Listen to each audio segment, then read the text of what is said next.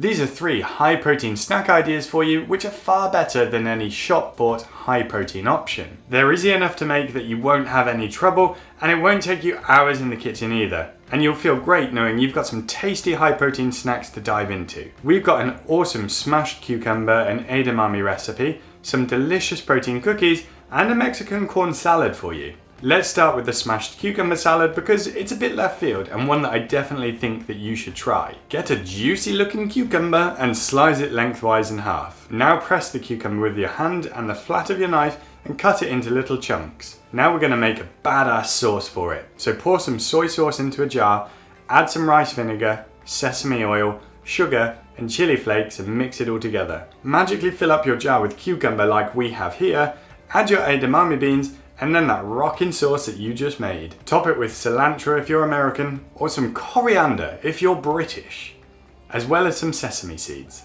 And now you've created a winning little snack in that old jar of yours. If you eat 1 serving of this, then you'll get 147 calories, 11 grams of protein, 13 grams of carbohydrates and 7 grams of fat. Not bad for a tiny little salad thing that tastes amazing. Now let's check out our protein cookies, which really aren't difficult. Screw buying protein cookies with loads of added ingredients. You don't need that. Add some sugar to a bowl as well as some butter and vanilla extract and then mix it all together. Yes, it will make your hand hurt. Yes, it's good for you. Now add an egg and whisk it again. Might as well put the protein to some good use and grow your forearms. Next goes flour, protein powder of choice, salt and almond milk, and then give it a nice stir.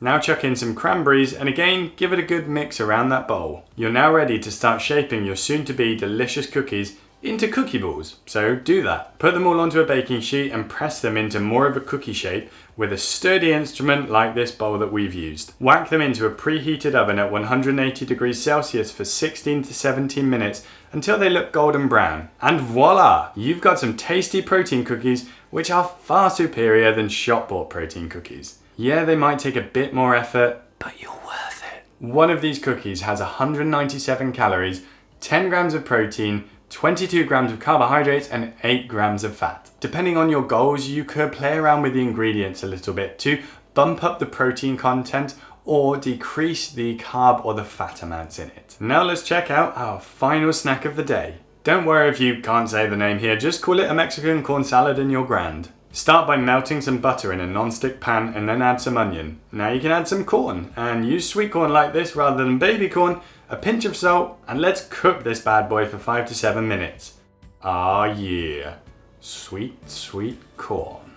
Now add some water and once it's bubbling and hot, you can turn the heat down.